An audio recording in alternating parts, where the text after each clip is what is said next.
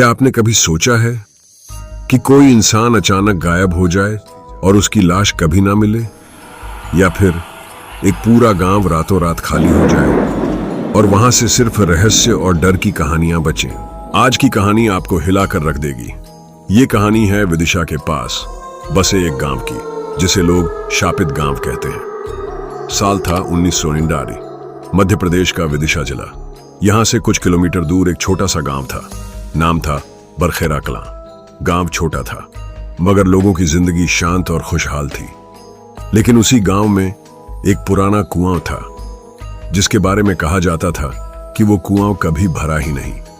गांव के बुजुर्ग कहते, इस कुएं में आत्माएं रहती हैं, जो भी इसे छेड़ेगा उसका नामो निशान मिट जाएगा।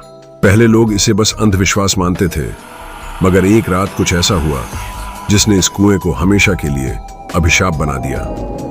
4 मार्च 1929 की रात गांव का 22 साल का लड़का सुरेश अपने दोस्तों को चैलेंज करता है, अगर इस कुएं में सच में भूत है तो मैं आज इस कुएं में पत्थर फेंक कर देखता हूं। उसने कुएं में बड़ा सा पत्थर डाला और जैसे ही आवाज गूंजी, ठाएं, पूरा गांव नींद से जाग उठा। लेकिन उसके बाद सुरेश कभी घर नहीं लौटा।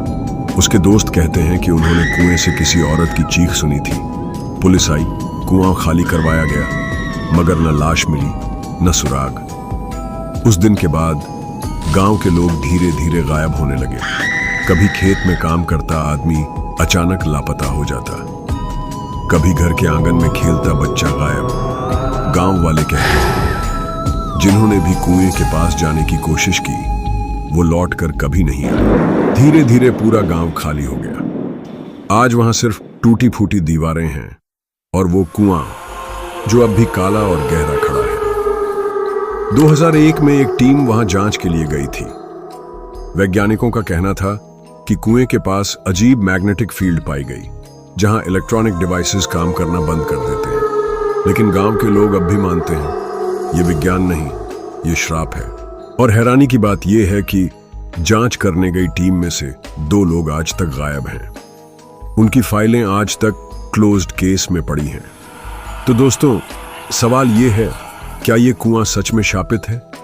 क्या वहां कोई पैरानॉर्मल शक्ति रहती है, या फिर यह सब किसी ऐसी साजिश का हिस्सा है जो कभी सामने नहीं आएगी? आपका क्या मानना है? कमेंट में जरूर बताइएगा, क्योंकि हो सकता है कि सच आपके सोच से भी ज्यादा डरावना हो।